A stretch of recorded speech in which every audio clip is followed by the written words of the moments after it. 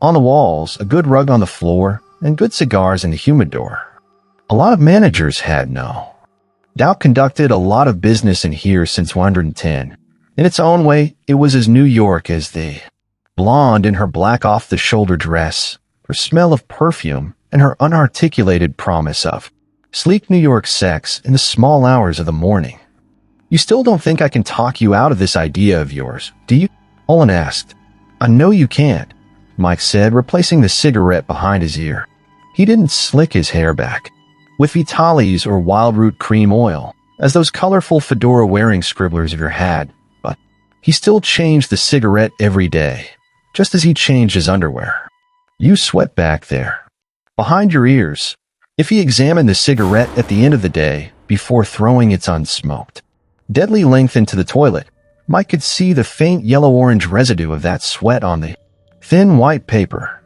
It did not increase the temptation to light up. How he had smoked for almost 20 years, 30 butts a day, sometimes 40, was now beyond him. Why he had done it was an even better question. Olin picked up the little stack of paperbacks from the blotter. "I sincerely hope you're wrong." Mike ran open the zipper on the side pocket of his overnight bag. He brought out a Sony Mini recorder. "Would you mind if I taped our conversation, Mr. Olin?" Olin waved a hand. Mike pushed record and the little red light came on. The reels began to turn. Olin, meanwhile, was shuffling slowly through the stack of books, reading the titles. As always, when he saw his books in someone else's hands, Mike Inslin felt the oddest mix of emotions: pride, unease, amusement, defiance, and shame. He had no business feeling ashamed of them. They had kept him nicely over these last 5 years, and he didn't have to share any of the profits. With a packager, book whores was what his agent called them, perhaps partly in envy, because he had come up with the concept himself. Although after the first book had sold so well, only a moron could have missed the concept. What was there to do after Frankenstein but Bride of Frankenstein? Still, he had gone to Iowa. He had studied with Jane Smiley. He had once been on a panel with Stanley Elkin. He had once aspired. Absolutely no one in his current circle of friends and acquaintances had any least inkling of this, to be published as a Yale younger poet. And when the hotel manager began speaking the titles aloud, Mike found himself wishing he hadn't challenged Olin with the recorder. Later he would listen to Olin's measured tones and imagine he heard contempt in them. He touched the cigarette behind his ear without being aware of it. 10 nights in 10 haunted houses, Olin read. 10 nights in 10 haunted graveyards. 10 nights in 10 haunted castles. He looked up at Mike with a faint smile at the corners of his mouth. "Got to Scotland on that one. Not to mention the Vienna woods. And all tax deductible. Correct? Hauntings are, after all, your business. Do you have a point? You're sensitive about these, aren't you?" Olin asked. "Sensitive, yes. Vulnerable, no. If you're hoping to persuade me out of your hotel by critiquing my books, Desh, no, not at all. I was curious, that's all. I sent Marcel, he's the concierge on day shift, out to get them 2 days ago when you first appeared with your request.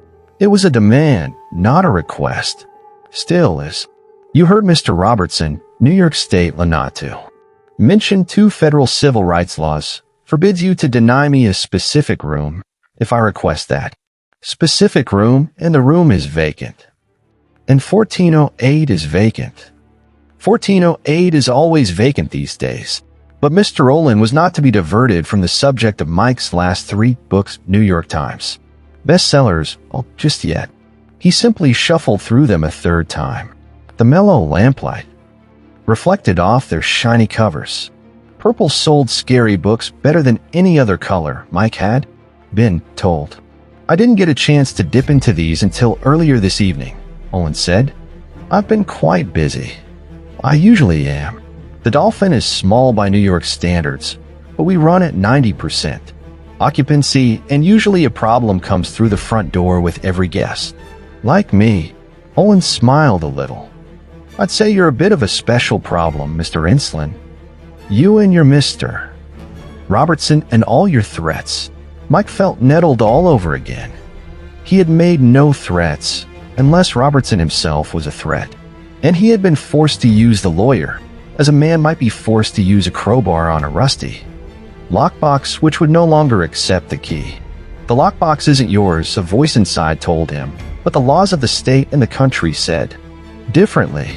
The laws said that room 1408 in the Hotel Dolphin was his if he wanted it, and as long as no one else had it first. He became aware that Olin was watching him, still with that faint smile, as if he had been following Mike's interior dialogue almost word for word. It was an uncomfortable feeling, and Mike was finding this an unexpectedly uncomfortable meeting.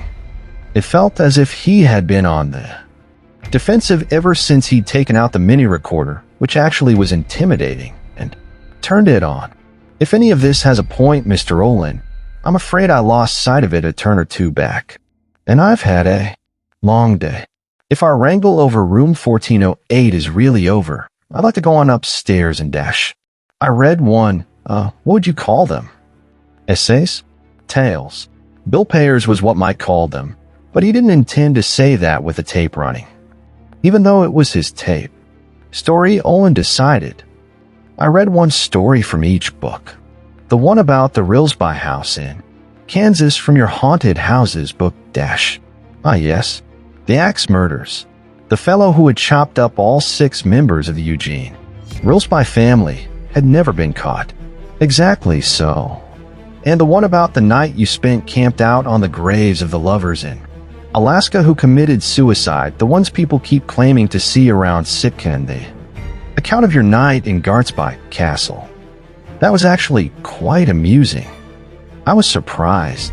Mike's ear was carefully tuned to catch the undertones of contempt in even the blandest comments about his 10 Nights books, and he had no doubt that he sometimes heard contempt. That wasn't there. Few creatures on earth are so paranoid as the writer who believes, deep in his heart, that he is slumming. Mike had discovered, but he didn't believe there was any contempt. Here. Thank you, he said. I guess. He glanced down at his mini recorder. Usually it's little red eye.